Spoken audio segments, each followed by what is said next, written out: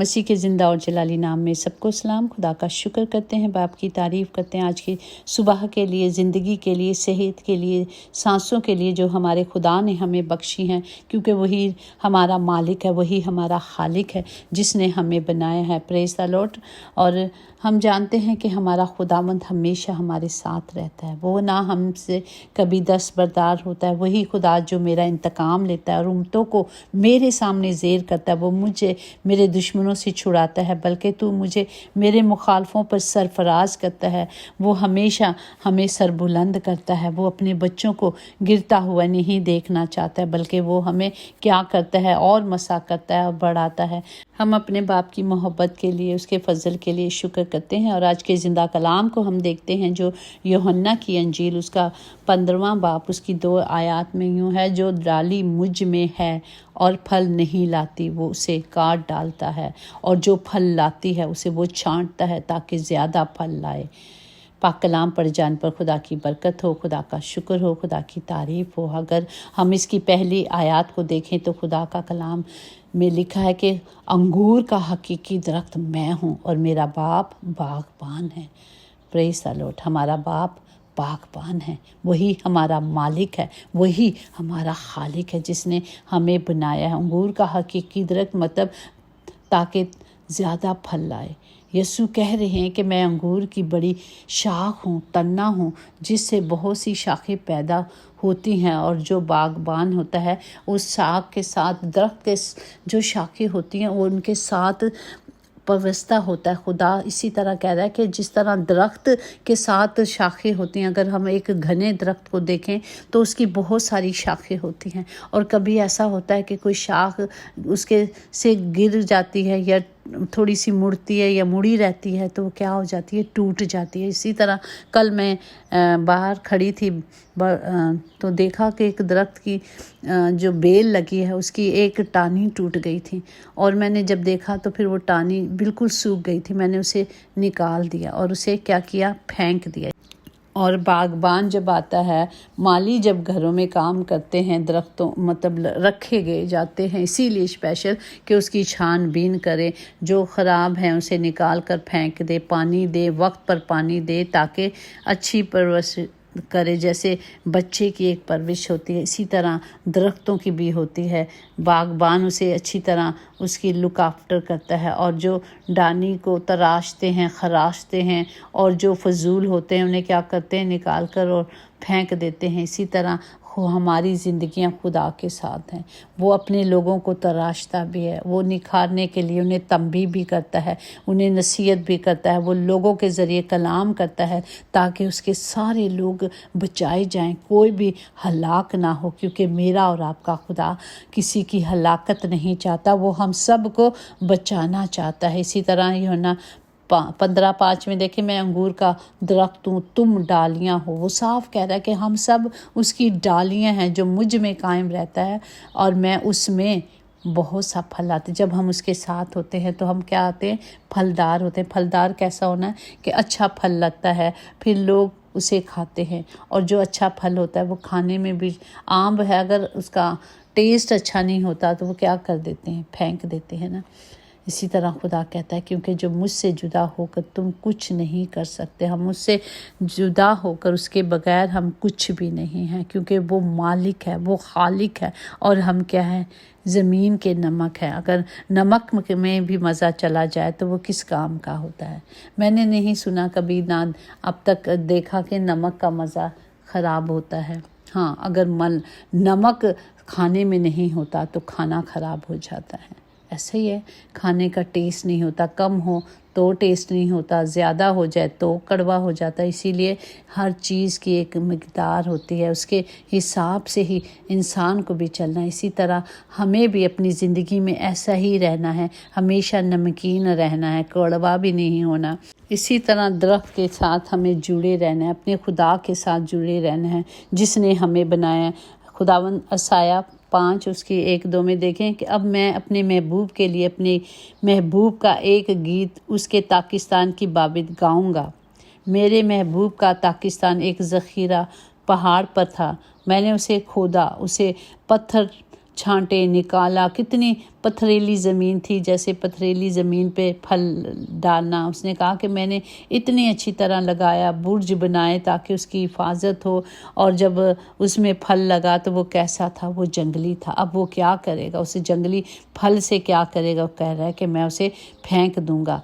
मैं क्या करूंगा, मैं उसे अंगूर को क्या करूंगा, निकाल कर फेंक दूंगा, क्योंकि वो जंगली हैं। क्योंकि वो जंगली, कहते हैं ना, जंगली जानवर, देखा कुत्ता जंगली हो जाता है, ये जंगली है तो वो काटता फिरता है, ऐसा ही है। इसी तरह खुदा कहता है मैं ऐसे लोगों को मार दूंगा, ऐसी चीज़ें पामाल कर दूंगा, मैं ख़त्म कर दूंगा। खुदा कहता है मुझे नहीं चाहिए। उनके लिए तो ना कोई रहम होगा और ना उनके लिए मींह बरसेगा। खुदा का कलाम सख्ती से कह रहा है कि हमें अच्छे बीजों की तरह रहना है, अच्छे जैसे हमें खुदा ने बनाया है। और जब अच्छा कलाम हमारी ज़िंदगी में जाएगा तो हम निखारे जाएंगे, हम संवारे जाएंगे। खुदा का कलाम यिर्मयाह 2:21 में, मैंने तो तुझे कामिल ताक लगाया और उमदा बीज बोया था, फिर तू क्यों कर मेरे लिए बेहकीकी जंगली अंगूर का दरख्त हो गया। क्यों? खुदा कहता है क्यों? मैंने तो इंसान को इसलिए बनाया, अपनी छवि पे बनाया, इसलिए बनाया कि वो उसके ताबे हों। जिस तरह चाँद तारे सब चीज़ें उसके ताबे हैं, पर इंसान ही क्यों नहीं। उसी तरह खुदा का कलाम यूहन्ना 3:6 में कि जो जिस्म से पैदा हुए हैं वो जिस्मानी हैं, और जो रूह से पैदा होते हैं रूहानी हैं, रूह के हैं। इसी तरह जब बच्चा पैदा होता है, जिस घर में होता है वो उसी तौर पे चलता है, वो उसी तौर पे उसका परवरिश की जाती है। हाँ, बड़ा होकर जब वो कलाम सुनता है और कलाम के मुताबिक चलना शुरू कर देता है तो ये वो अलग से है। तब जब उन्हें पता ही नहीं कि कलाम क्या है, जिस घर में कलाम ही नहीं है, जिस घर में पता ही नहीं है, तो वो क्या होगा। खुदा कहता है मैं उन लोगों को ख़त्म कर दूंगा उन्हें। अब मत्ती 3 में देखें तो क्या कि अब दरख्तों पे क्या लहाड़ा रखा हुआ है, बस जो दरख्त अच्छा फल नहीं लाता वो काट दिया जाएगा और आग में डाल दिया जाएगा। अब हमारा खुदावंद आने वाला है, उसकी आमद है। दूसरी आमद जो है ना, वो आग की तरह आएगा, आग के शोलों की तरह आएगा, और वो जो चीज़ें हैं वो भस्म करती जाएंगी। खुदा इस तरह आएगा। अब हमें अपनी तैयारी पकड़ लेनी है, क्योंकि फसल काटने का वक्त आ चुका है। खुदा का कलाम कहता है, अगर हम मकाशवा उसका 8वां बाब उसकी 7 में देखें, और जब पहले ने नसिंगा फूंका तो खून मिले हुए ओले और आग पैदा हुई और ज़मीन पर डाल दी गई, और इंतहाई ज़मीन जल गई और इंतहाई दरख्त जल गए और तमाम हरी घास जल गई। फिर अगर देखें फसल की कटाई का वक्त आ गया है। अब फसल की कटाई कैसे होनी है? मकाशवा 14 बाब उसकी 15, 16 और 18 में है कि फिर एक और फरिश्ते ने मकदस से निकल कर उस बादल पर बैठे हुए से बड़ी आवाज़ के साथ पुकार कर कहा कि अपनी धाती चला कर काट, क्योंकि कटाई का वक्त आ गया है, इसलिए कि ज़मीन की फसल बहुत पक गई। बस जो बादल पर बैठा था उसने अपनी धादरी ज़मीन पर डाल दी और ज़मीन की फसल कट गई। फिर एक और फरिश्ते ने कुर्बान गाह से निकला और जिसका आग पर इख्तियार था, उसने तेज़ धादरी वाले से बड़ी आवाज़ से कहा कि अपनी तेज़ धादरी चला कर ज़मीन के अंगूरों के दरख्तों के गुच्छे काट ले, क्योंकि उसके अंगूर बिल्कुल पक गए हैं। और फिर मकाशवा 19-20 में, और उस फरिश्ते ने अपनी तेज़ धादरी ज़मीन पर डाल दी और ज़मीन के अंगूरों के दरख्त की फसल काट कर खुदा के कहर के बड़े हौस में डाल दी, और शहर के बाहर उस हौस में अंगूर रोंदे गए और हौस में इतना खून निकला कि घोड़ों की लगाम तक पहुंच गया। हमें खुदा का कलाम आज यही सिखा रहा है कि वक्त बहुत करीब है। हमें खुदा के साथ वाबस्ता रहना है, हमें खुदा के साथ रहना है ताकि कायम रहें, ताकि फलदार रहें, ताकि अबदी ज़िंदगी पाएँ, ज़मीन पे ना रह जाएं।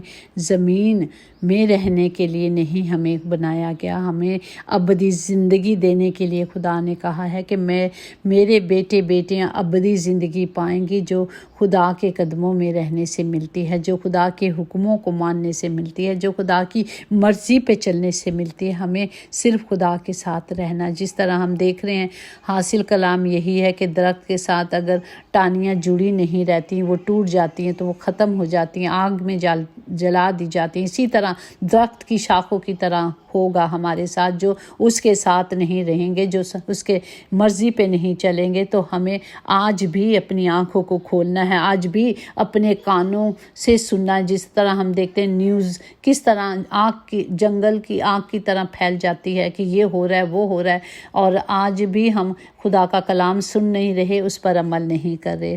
خدا باپ ہم سب کو عقل، دانائی، حکمت سے بھر دے تاکہ ہم سب کلام کے مطابق چلیں، تاکہ ہم سب خدا کی جو شاخیں ہیں اس میں پیوستہ رہیں، بنی رہیں اور پھلدار بنتی رہیں۔ خدا باپ تمام گھروں کے لیے ہاتھ اٹھا کے دعا کرتی ہوں، سب کے لیے زندگی کو، صحت کو، تندرستی کو، سلامتی کو، بحالی کو مانگتے ہیں، اور اب سب سے بڑھ کر ابدی زندگی، کلام جو اٹل ہے، جو سچا ہے۔ خدا کہتا ہے ہر زبان میرا اقرار کرے گی اور ہر گھٹنا اس کے آگے جھکے گا۔ خدا باپ سب کے ساتھ ہو، سب کی حفاظت کرے یسوع کے نام سے، آمین۔